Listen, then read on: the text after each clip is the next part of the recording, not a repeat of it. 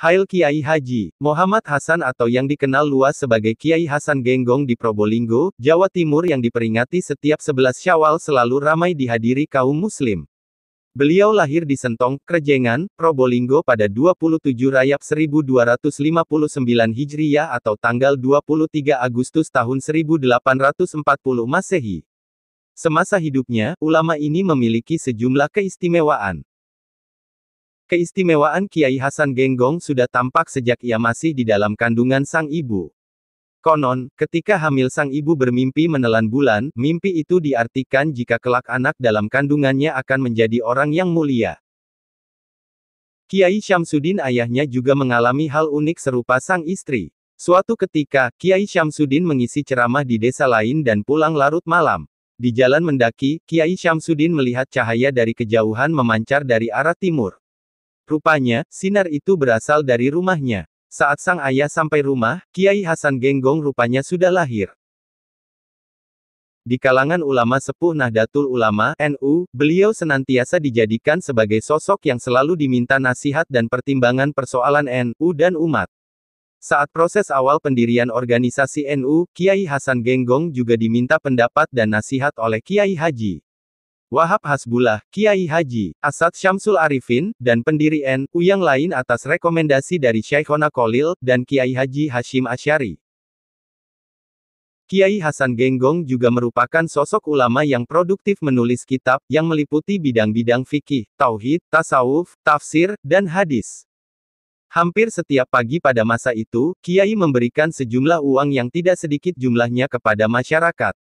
Hampir seluruh warga di sekitar rumah beliau tidak percaya akan banyaknya jumlah uang yang Kiai Hasan keluarkan. Hingga pada suatu ketika pernah ada yang mengintip Kiai Hasan saat bangun dari tidurnya, beliau langsung membuka bantal dan mengambil beberapa lembaran uang. Hal ini terjadi cukup lama sampai kondisi perekonomian masyarakat kala itu berangsur membaik.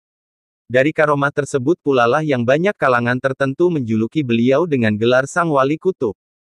Habib Ali Kuitang berkata, "Ketahuilah anakku, aku sering bermimpi berjumpa dengan Rasulullah.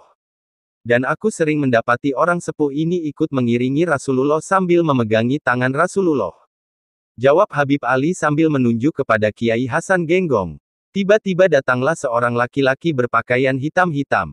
Begitu dia datang, laki-laki itu memberi uang kepada Habib Muhsin sebanyak 7 ringgit uang Belanda. Setelah uang itu diterima oleh Habib Muhsin, disodakahkan kembali kepada pemberi tadi. Dan oleh orang itu diterimanya pula, seraya mengucapkan terima kasih lalu pergi.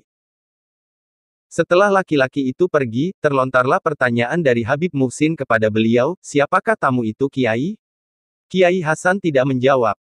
"Kiai, tamu itu siapa?" tanya Habib Muhsin lagi. Dan Kiai Hasan masih bungkam tidak menjawab. Setelah sampai 3 kali Habib Muhsin bertanya, barulah beliau menjawab dengan tenang tapi pasti. Beliau berkata, "Itulah Nabiullah Khidir."